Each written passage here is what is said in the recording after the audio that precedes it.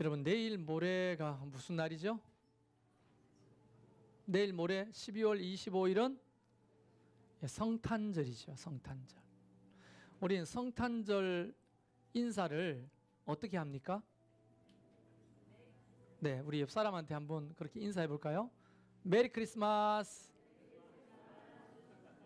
네, 뒤 사람에게도 메리 크리스마스. 제가 매년 이 메리 크리스마스에 대해서 성탄절만 되면 이야기하고 있어요. 메리, 개 이름일까요? 시골의 할머니들이 전부 다 개를 보고 메리 메리라고 부르는데 이 메리가 개 이름이 아니죠. 메리, 기뻐하라는 거예요. 기뻐하라. 그리고 크리스마스에서 이 두 말이 붙은 거예요. 합성어입니다. 크라이스트, 예수님을 말하는 거죠. 그 다음에 뒤에 마스는 가톨릭에서 예배를 뭐라고 부릅니까? 미사라고 하죠. 그럼 미사에서 나오면 마스. 그러면 그리스도를 예배하라. 어떻게? 메리, 기쁨으로. 근데 이 말을 풀어서 설명하면 메리 크리스마스는 기쁨으로 예수님을 경배하십시오 라고 하는 인사말이 되는 거예요. 근데 이게 술집에서도 술 한잔하면서 메리 크리스마스, 어떻게 술집에서 메리 크리스마스가 될 수 있죠? 파티를 하면서 자기네들끼리 메리 크리스마스, 친구 메리 크리스마스, 어떻게 파티를 하면서 메리 크리스마스가 될 수 있는 겁니까? 그래서 오늘날 우리는 기다리고 있는 이 성탄절은 온통 상업적으로 변질되고 이 성탄절의 주인공이신 예수님은 온데간데 없이 사라지고 많은 사람들이 다른 대상을 경배하기 시작했다는 거예요. 언제부터인지는 모르겠어요. 우리 알다시피 성탄절 이 시즌에는요, 특히 24일 성탄절 이브 날은 호텔, 모텔, 술집, 유명한 식당 예약이 200% 이상 다 끝났어요. 그리고 쇼핑몰 또는 백화점 이런 데는요, 사람들이 인산인해를 이룹니다. 예수님이 빠져버린 성탄절을 보내기 위함이겠죠. 그래서 우리는 이 성탄절의 경배의 대상이 누군지를 정확하게 알고 있는 것이 너무너무 중요하다는 거예요. 왜냐하면 여러분은 지금 앞으로 성탄절을 몇 번 더 맞이할까요? 몇 번 남았습니까? 성탄절 몇 번쯤 더 남은 것 같아요, 맞이할 수 있는. 지금 여러분 머릿속에서 내가 나이가 60이니까 한번 보자, 90까지 산다고 생각하면 한 30분 더 남았나? 뭐 이렇게 계산하는데요. 사실은 성탄절은 매일 성탄절이어야 돼요. 매일. 그래서 이 성탄절의 경배의 대상이 누구인지를 오늘 딱 정리하고 평생 이것을 세상과 혼돈하지 않기를 간절히 축원합니다. 그것만 알아도 신앙생활의 절반은 성공한 거예요. 진짜 메리 크리스마스가 돼야 되잖아요. 왜? 성탄절의 주인공은 예수 그리스도시니까. 진짜 메리, 기쁨으로 크라이스트, 미사, 예배가 돼야 돼요. 예수님을 예배하는 것이. 근데 온통 쾌락을 예배하고 돈을 예배하고 사람을 예배하는. 어제 뉴스 보니까 강원도 화천이죠. 산천어 축제 하는데 거기에 산타크로스한테 편지 쓰는 우체국 한국 본점이 생겼더라고요. 물론 저는 동심을 위해서 필요하다고 생각합니다. 산타크로스가 무슨 죄가 있겠어요? 그런데 언제부터인가 예수님 자리에 산타크로스가 주인공이 돼버린다면 그거는 문제다.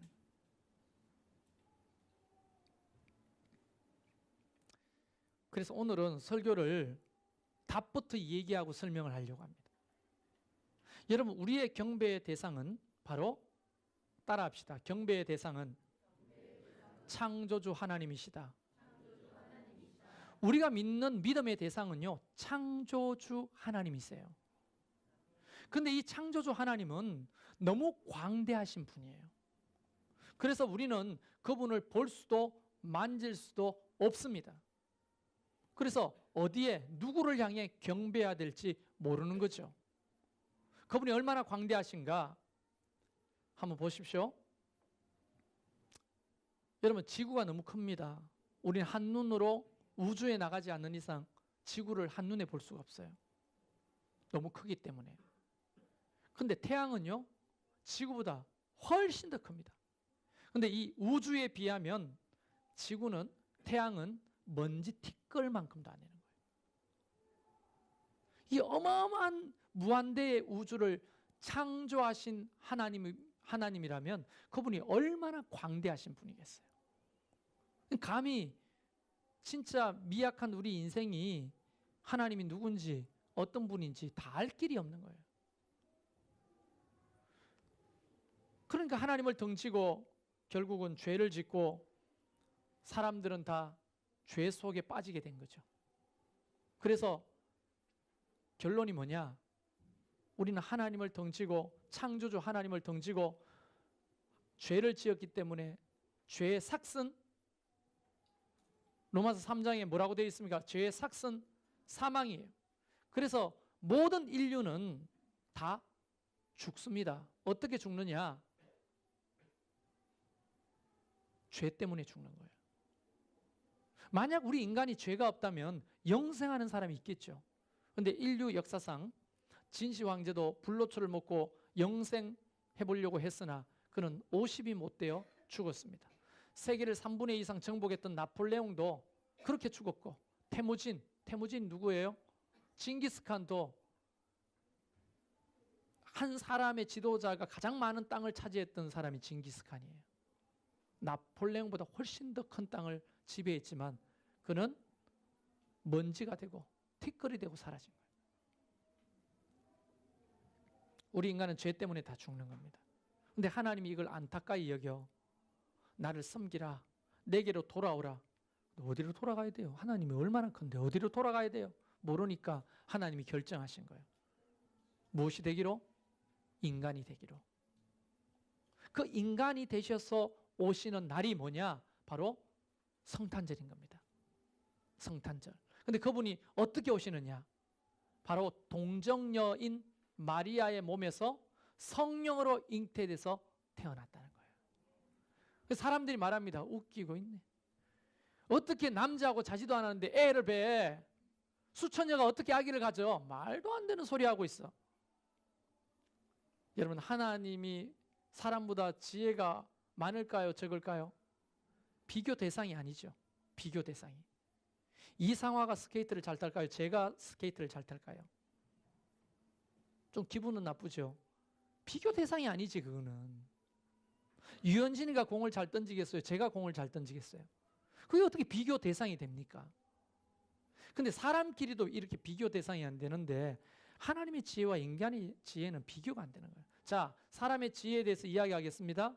우리 중에도 남편과 자지 않고 임신을 경험한 사람이 있을 거예요. 어떻게 가능하죠? 시험관 아기예요. 시험관 아기. 부부관계를 하지 않고도 오늘날에는 얼마든지 임신을 할 수가 있어요. 그게 인간의 과학인 거죠.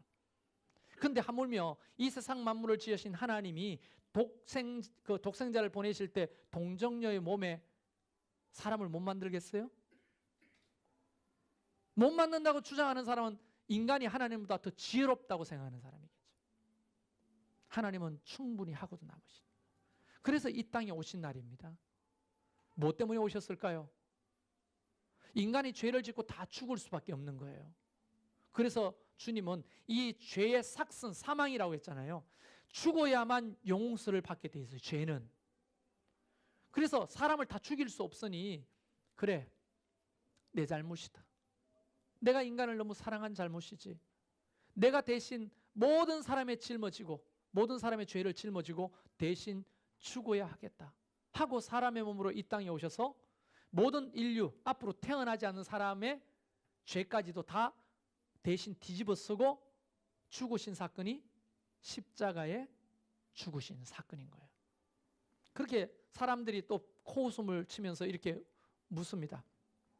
아니, 예수님이 십자가에 죽었다고 과거의 모든 사람과 현재의 모든 사람과 앞으로 오고 오는 모든 사람의 죄를 다 한 사람이 담당하고 진단 말이에요? 말도 안 되는 것이 1대1 아니에요. 저 사람 죄 사하려면 한 명이 죽어야 되는 거지. 대신 뭘 한 사람이 모든 사람의 죄를 다 졌다고 그렇게 어거지를 피우냐고 이렇게 말합니다. 그럼 물어보겠습니다.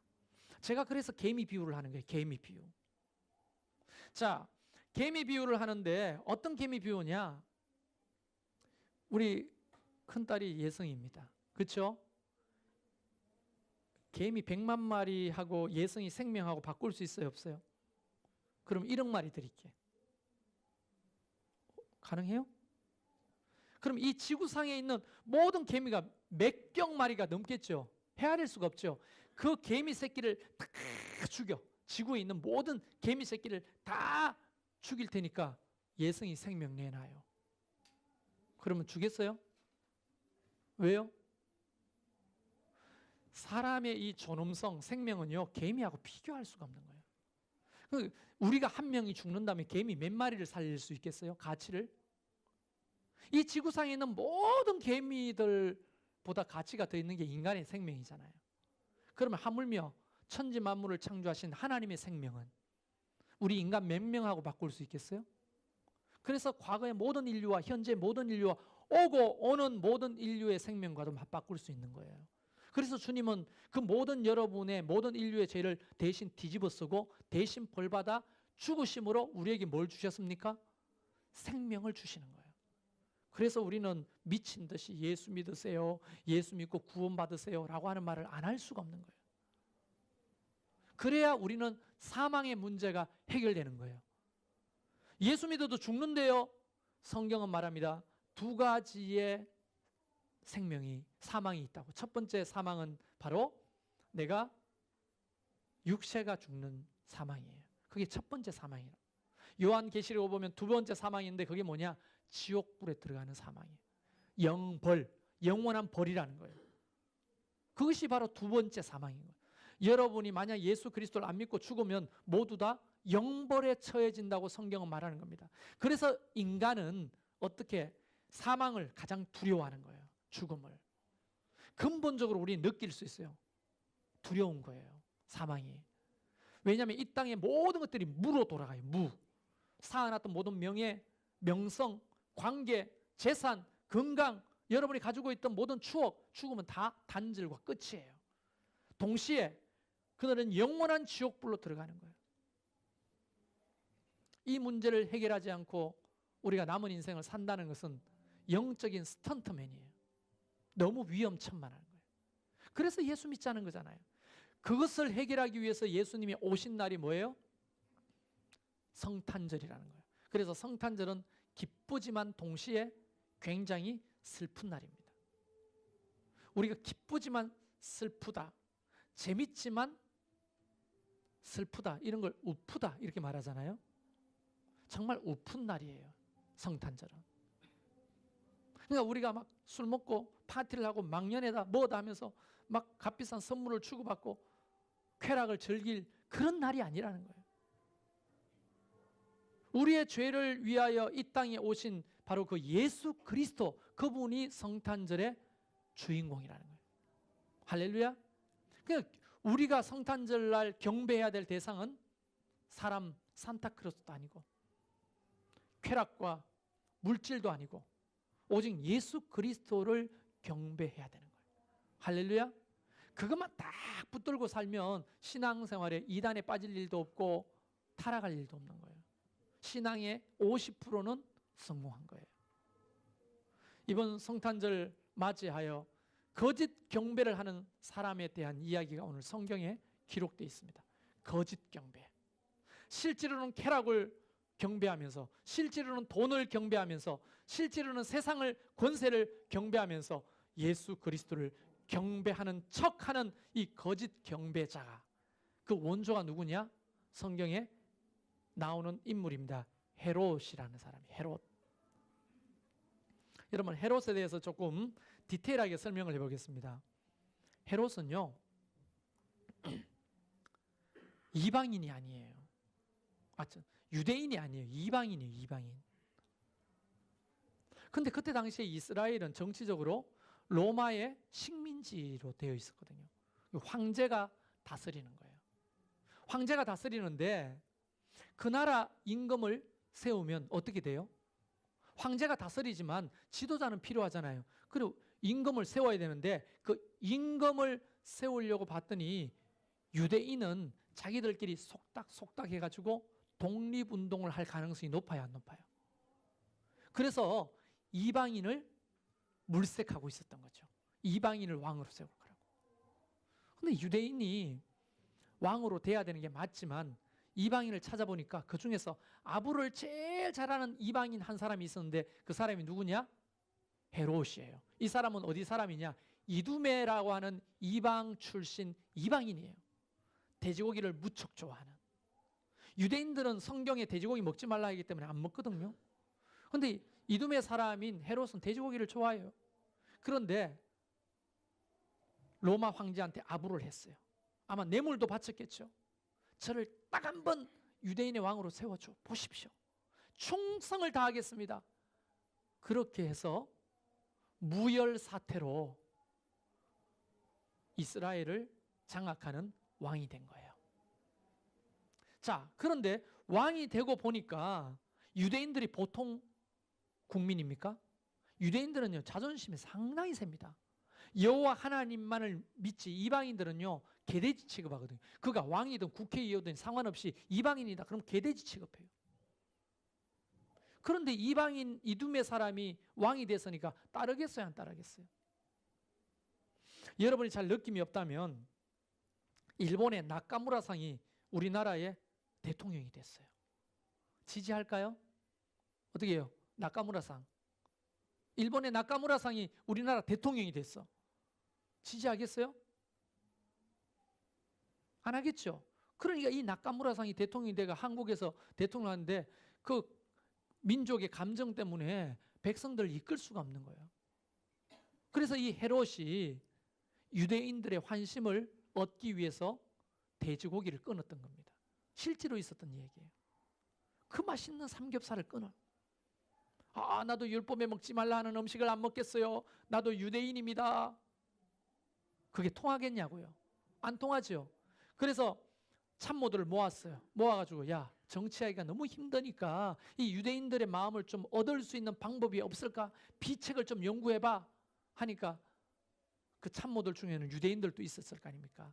사실은 유대인들이 가장 중요하게 생각하는 것은 바로 성전입니다. 근데 저 예루살렘 성전이 저렇게 황폐하게 있으니 만약 우리 왕이 건축술이 대단했거든요. 건축에 조예가 깊었어요. 헤롯이. 자기 무덤도 만들었는데요. 지금 우리가 이스라엘 가면 헤롯의 무덤을 볼 수 있는데요. 너무너무 아름답게 지었어요. 그냥 일반 건축물처럼 지었어요. 그렇게 건축에 조예가 있으니 성전을 리모델링 해준다면 유대인들이 아마 왕을 경배하고 따를 겁니다. 그래 내가 또 건축에 조예가 있으니까 멋지게 한번 만들어보자 하고 예루살렘 그 성전을 리모델링하기 시작하는 거예요. 어마어마한 규모로. 사람들이 야 이방인 저 헤롯이라는 인간이 우리의 성전을 새롭게 지어준대. 참 고마운 일이네. 야 정치를 좀 하긴 하네. 이방인이라고 못하는 건 아니네. 좀 따라볼까? 이런 사람들이 생기는 거예요. 정치가 어느 정도 먹히기 시작하는 거예요. 그래서 이두메 사람인 이 헤롯은 백성들의 환심을 얻기 위해서 강박적으로 유대인화 되려고 노력을 했던 사람이에요. 그런데 한쪽 부분에는 불안이 있는 거예요. 불안. 왜냐하면 유대인들은요 우리나라처럼 안중근 의사, 안창호 선생님처럼 열심당원들이 활동을 했어요. 그게 뭐냐면 독립운동가들입니다. 이방인 이두메 사람 헤롯을 죽이고 독립하자. 로마 사람들을 물리치고 우리가 로마로부터 독립하자. 이런 운동이 있었기 때문에 늘 경계를 했어요. 정치적인 적이다, 자기를 위협하는 사람이다 이렇게 생각되면요 미리 다 죽여버렸어요. 그래서 강박이 생겼어요. 강박. 호위 무사들을 몇 겹이나 사고 다녔어요. 하늘에서 돌이 떨어질까 봐 큰 철판 우산을 만들어서 쓰고 다니기까지 했다고 합니다.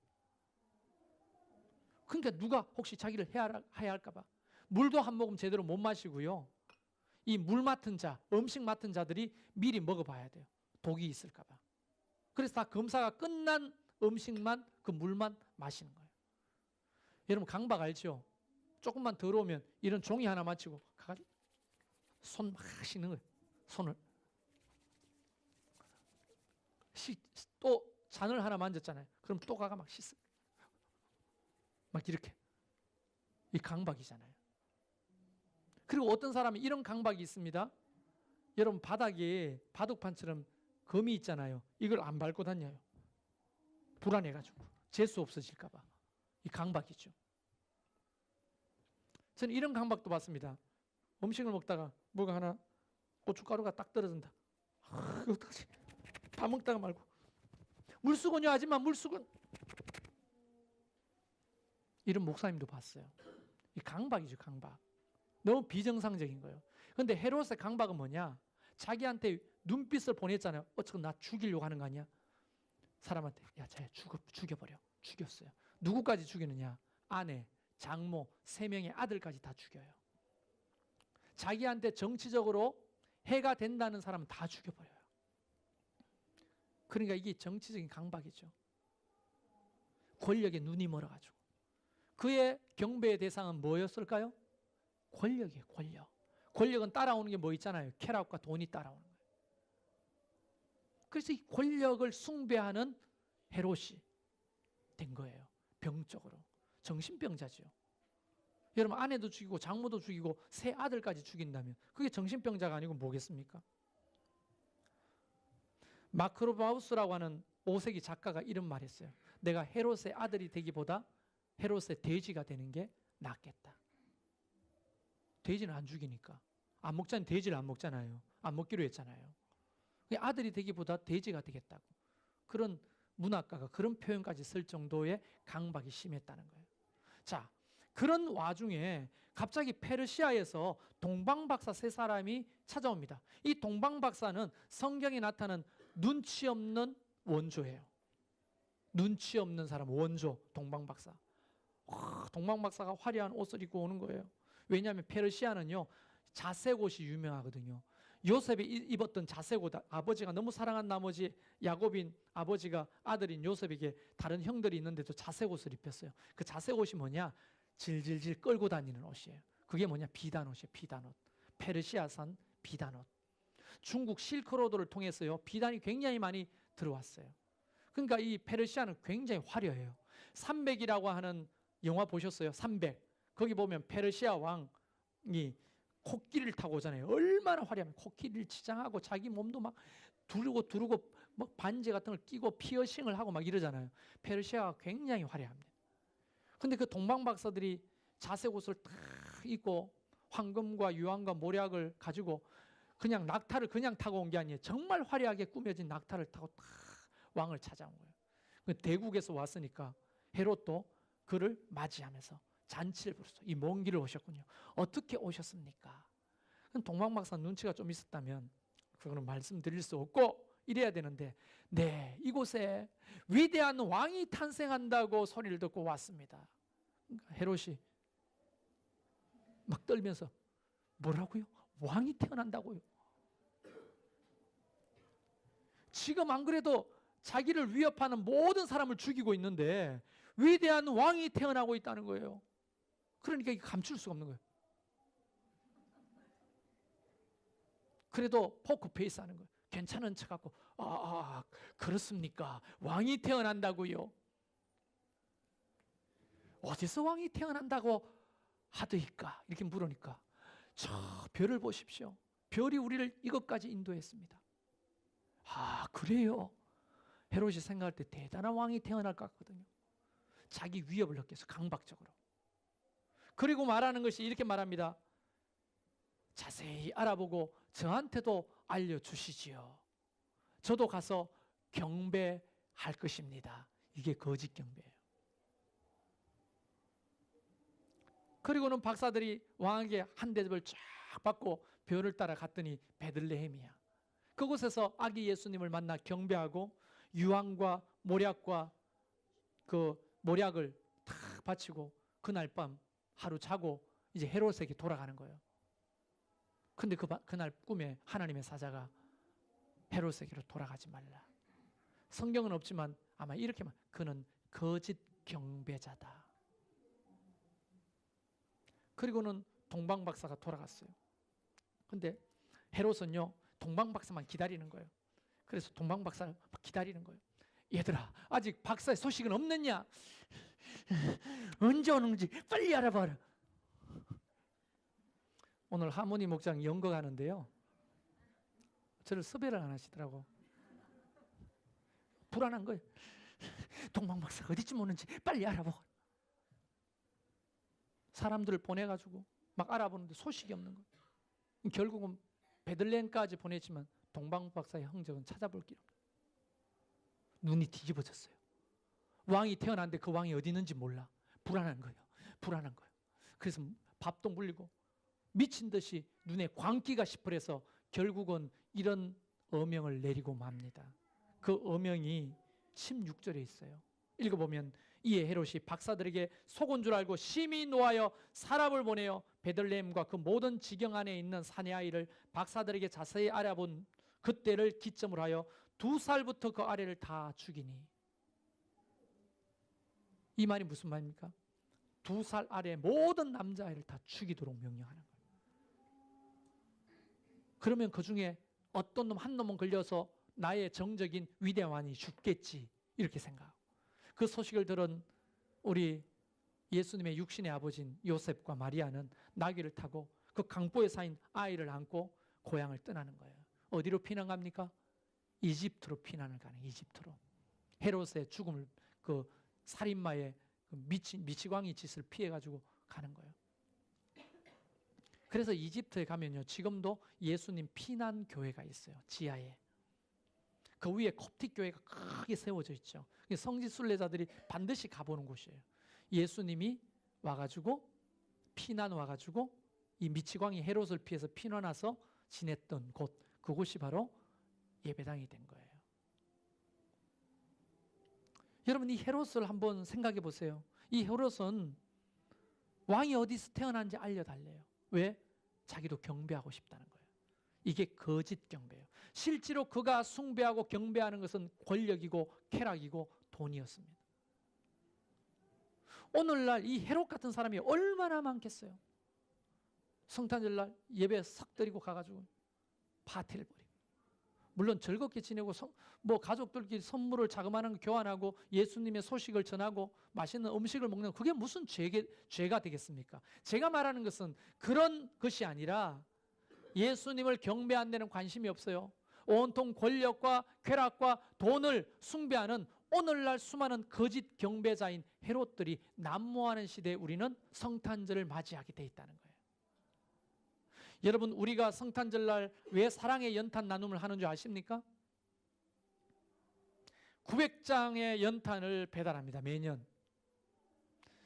내일 모레도 예배드리고 떡국 한 그릇 먹고 이제 배달을 하는데요, 하는 이유가 있어요. 성탄의 경배의 대상은 오직 예수 그리스도예요. 쾌락이 아닙니다. 돈이 아니에요. 권력이 아닙니다. 온통 세상은 상업주의로 빠져가지고 이 성탄절 한 대목 누리려고 애를 쓰고 거기에 그리스도인들조차도 함께 편성을 하잖아요. 메리 크리스마스가 어떤 의미인지도 모르고 메리 크리스마스를 남발하고, 입으로는 나불거리면서 어떻게 말합니까? 기쁨으로 예수님을 경배합시다, 이렇게 소개하지만 그들은 헤롯과 같은 거짓 경배자들인 뿐인 거죠. 저는 저와 여러분이 온전한 예배자가 되기를 바라요. 왜 예수님이 이 땅에 오셨는지, 무엇 때문에 오셨는지를 기억하기를 바랍니다. 세상은 그렇게 미쳐 돌아가도 우리만큼은 정신을 차리고 하나님이 오심이 어떤 의미인지를 알고 바르게 메리 크리스마스 하기를 바라는 거예요.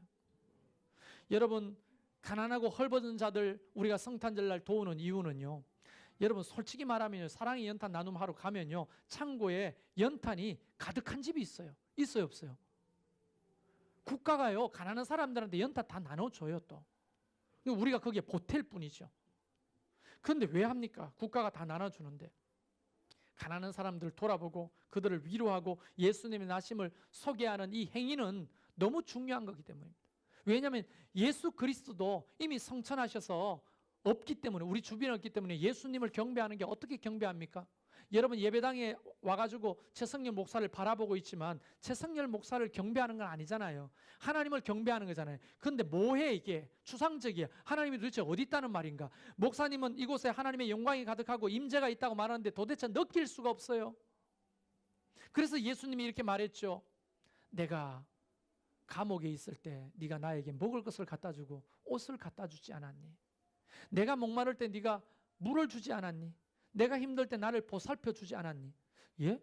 저는 감옥에 예수님이 가신 적도 없고 감옥에 있는 사람, 감옥에 있는 예수님에게 옷을 갖다 준 적도 없는데요. 이렇게 말하니까 예수님이 지극히 작은 소자에게 냉수 한 그릇 대접한 것이 나에게 대접한 거다. 가난한 이웃을 우리가 기억하지 못하고 그들을 섬기지 못하는 성탄절은 반쪽짜리 성탄절이라는 거예요.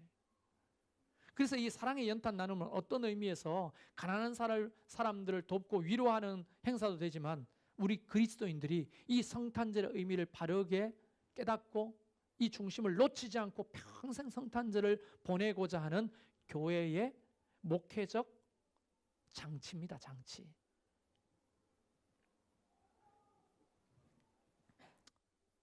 여러분은 혹시 거짓 경배자들은 아니십니까? 헤롯과 같이. 우리가 성탄 헌금 봉투를 받았어요.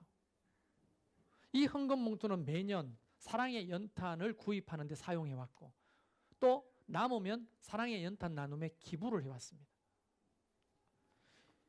우리가 이런 행위를 하면서 성탄의 의미가 바로 그런 거지. 경배라고 하는 것은 오직 주인공 예수 그리스도시지. 쾌락도 아니고 돈도 아니고 파티도 아니고 망년에 하는 날도 아니고 또한 바로 예수 그리스도, 그분이 우리의 경배의 대상이지. 근데 예수님을 어떻게 경배하지? 잘 모르니까 우리가 함께 예배하고 순전한 마음으로 예배하고 가난한 자들을 찾아 선물을 나누고 예수님의 소식을 전하고 사랑과 위로를 나누는 것, 그것이 성탄의 진정한 의미라고 하는 사실을 우리가 알기를 바랍니다. 평생 이것을 잊지 마십시오. 그래서 제가 부끄럽지만 시를 하나 쓴 게 있는데 그 시가 뭐냐, 소개하려고 하는 게 아닌데 제목이 멋있어. 메리 크리스마스가 아니라 매일 크리스마스라고 하는 제목이에요. 매일 크리스마스가 돼야 되지 않냐. 매일매일 우리의 경배의 대상이 예수 그리스도가, 성탄절날 한 번만 경배의 대상이 아니고 기억하는 게 아니라 매일매일이 성탄절이 돼야 되지 않냐. 오늘날 이 헤롯 같은 거짓 경배자들이 너무 많은 시대를 살아가지만 방송국과 세상은 온통 자본주의로 이 상업화를 시키지만 우리만큼은 그래도 진정한 경배자가 되어야 할 것입니다.